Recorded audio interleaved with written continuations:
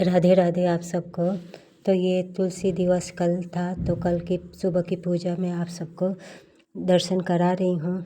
और आज शुक्रवार है और लास्ट ये शुक्रवार है। आने वाला समय 2025 जाने वाला है और 2026 आने वाला है, तो ये लास्ट शुक्रवार है।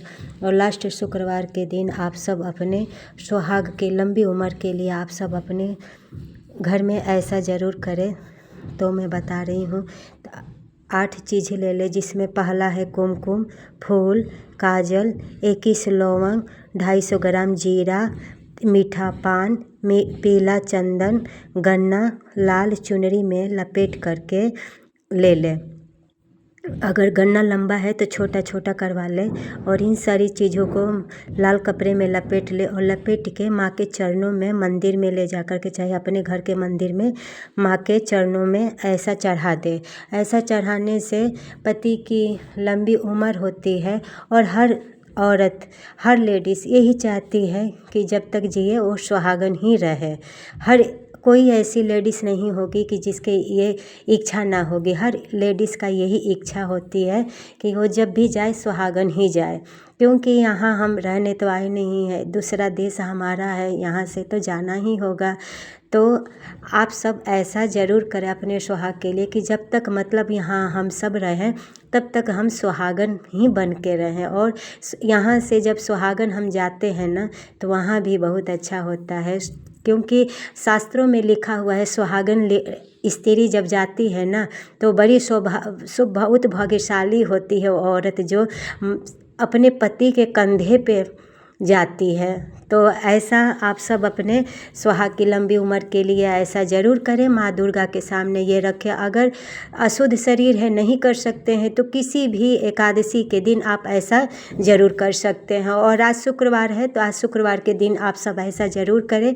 माँ दुर्गा की कृपा से सुहाग की लंबी उम्र होती है। और जो भी दुख कष्ट होता है पति के ऊपर, जो भी संकट होता है, वो माँ हर लेती है।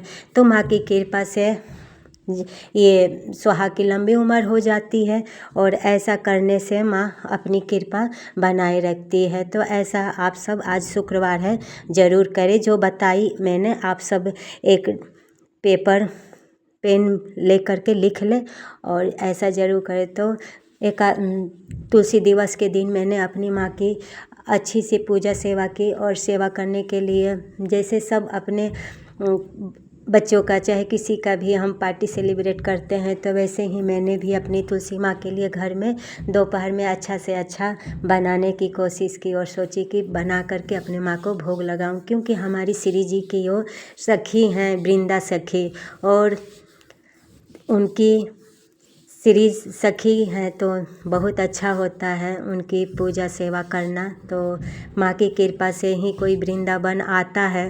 तो दोपहर को करने के बाद ये प्रयागराज का कुछ ऐसा मेला लगा हुआ था, तो मेला में बच्चों का भी दिल रखना पड़ता है, क्योंकि प्रभु की सेवा सबकी सेवा। तो मैं प्रभु की सेवा सबकी सेवा, तो सबकी इच्छा में हमें अपनी इच्छा भी शामिल करना चाहिए, क्योंकि एक हम अपनी इच्छा से नहीं चल सकते हैं। तो सबकी इच्छा, तो बच्चों का मन था कि थोड़ा मेला लगा है और पास में पार्क है, तो पार्क में घूम लिया जाए। तो मैं पूजा करना तो था, शाम को मेरे पास टाइम नहीं था, लेकिन फिर भी मैं बच्चों को दिल रखने के लिए मैं चली गई बाहर। और बाहर से जब आई तो हाथ पैर धो करके तुरंत में शाम की तैयारी, क्योंकि शाम तो हो ही गया था, आई और आ करके तुरंत पूजा की तैयारी में लग गई, क्योंकि बाकी सब तैयारी मैं करके गई थी। और आई तो शाम को मैं अच्छे से, क्योंकि सुबह गुरुवार था, तो गुरुवार के दिन दूध से माँ को जल चढ़ाया जाता है, तो मैं तो चढ़ा दी थी। पूजा सेवा जब सब कर ली थी, लेकिन 8 बजे पूजा करने का टाइमिंग था और 5:30 बजे से लेके 7 बजे, तो शाम वाला मैंने टाइम पकड़ लिया। क्योंकि जो दीप होता है ना, मैं सुबह तो अंधेरे में ही पूजा करती हूँ, तो दीप तो मैंने सुबह भी जलाई थी, लेकिन शाम को दीप जला करके अच्छा लगता है। तो मैंने माँ की विधिवती पूजा सुबह कर ली। ली थी और थोड़ा बहुत शाम को मैं माँ की पूजा कर ली। ये तुलसा गमला में नया लाई हूँ, लेकिन मैं सोची इसमें तुलसा लगाऊंगी क्योंकि मुझे तुलसी बहुत अच्छी लगती है और मैं सोचती हूँ कि बहुत सारा तुलसी में लगा के रखूँ। और आप सबने भी देखा भी होगा कि मैं गार्डन में, प्रभु के जो गार्डन है ना, मैं बहुत सारा तुलसी उसमें लगा के रखती हूँ और सेवा भी अपनी माँ की अच्छे से प्रभु की कृपा से हो जाता है और करती भी हूँ। क्योंकि माँ हमारी एक तुलसा पौधा नहीं है और ना हमें इनको पौधा ही समझना है। माँ हमारी साक्षात लक्ष्मी है और विष्णु प्रिया लक्ष्मी है, तो विष्णु जी की बड़ी प्रिय है। तो इनकी प्रभु की कृपा के लिए प्रभु और माँ की सेवा हम सबको करनी चाहिए। एक लोटा जल और दीप माँ को ज़रूर चढ़ानी चाहिए। इसी से माँ और प्रभु हमारे दोनों प्रसन्न होते हैं। और तुलसी दिवस के दिन हम सबको पूजा करना अच्छा होता है और बच्चों से भी करवाना, क्योंकि अपना संस्कृति बच्चों को भी हमें बताना है कि तुलसी दिवस के दिन हमें ऐसे ऐसे करना है और पूजा करना है। तो मैं सुबह ही थोड़ा साफ़ सफाई करके और थोड़ा बहुत माँ के पास मैंने रंगोली बना दी थी और शाम और फूल वगैरह जब जो भी था मैं मंगा करके दिन में ही रख ली थी, तैयारी करके रखी थी। और उधर से आई तो जल्दी फटाफट अपना कर ली। तो मैंने माँ को,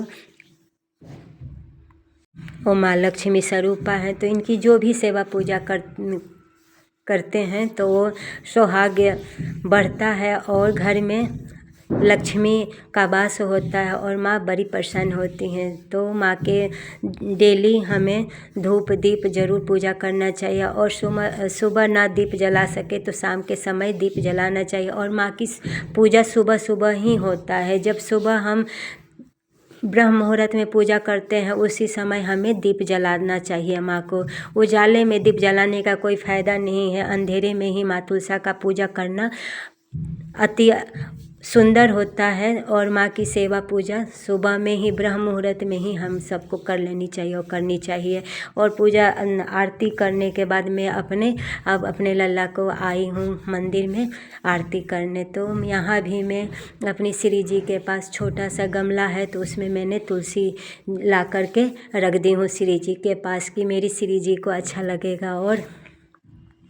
और ये साल की आखिरी शुक्रवार है तो आप सब ऐसा ज़रूर करें। और आने वाला है अब नया साल, तो नया साल में जो भी खट्टी मीठी यादें हमारी 2025 की है उन्हें हम छोड़ करके नए सोच और नए विचार से हम नया साल की स्वागत करें और कोई ना कोई संकल्प ज़रूर लेके नए साल में हम जो 2025 में हमने गलतियाँ की है वो 2026 में हम गलती को सुधार करें और 2026 में वो गलती हमसे ना हो और सदा हम प्रभु के चरणों में ही लगे रहें। प्रभु की सेवा, सबकी सेवा समझ करके हम अपने घर परिवार सबकी सेवा करें। तो ये आज का दर्शन आप सब कर रही हैं तो मेरे लल्ला कितने सुंदर लग रहे हैं। आप सब ये कल का आप सब देख रहे हैं तो हमारे लल्ला कितने सुंदर दिख रहे हैं। आप सब हमें ज़रूर बताना लल्ला कैसे आप सबको श्रृंगार दर्शन लगा और अच्छा लगा। तो शाम के समय मैंने उनके लिए खीर और दूध का भोग लगा दी और आज ये सुबह का दर्शन आप सब कर रहे हैं। आरती करने के बाद हमें आरती ज़रूर ले करके और प्रभु के चरणों में अपना माथा टेक करके वहाँ से उठना चाहिए और आरती लेकर ही उठना चाहिए। बिना आरती लिए हमें नहीं उठना चाहिए। और जब भी घर में आरती हो ना तो हमें बैठना नहीं चाहिए। कहीं भी हैं तो हमें खड़ा हो जाना चाहिए क्योंकि वो प्रभु की आरती हो रही है।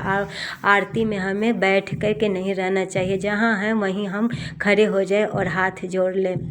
तो ऐसा अपने घर में ज़रूर करें। और मंदिर में एक लाइट लगा के रखें और रात को भी बिल्कुल अंधेरा ना करे, एक लाइट तो जलते ही रहना चाहिए घर के मंदिर में। और सर्दी इधर ज़्यादा हो गया है तो मैं अपने प्यारे के लिए ऐसे ही कुछ अगियारी कर देती हूँ ताकि उनको थोड़ा गर्माहट भी मिले। और रूम हीटर तो जला ही देती हूँ तो रूम हीटर से जलता ही रहता है।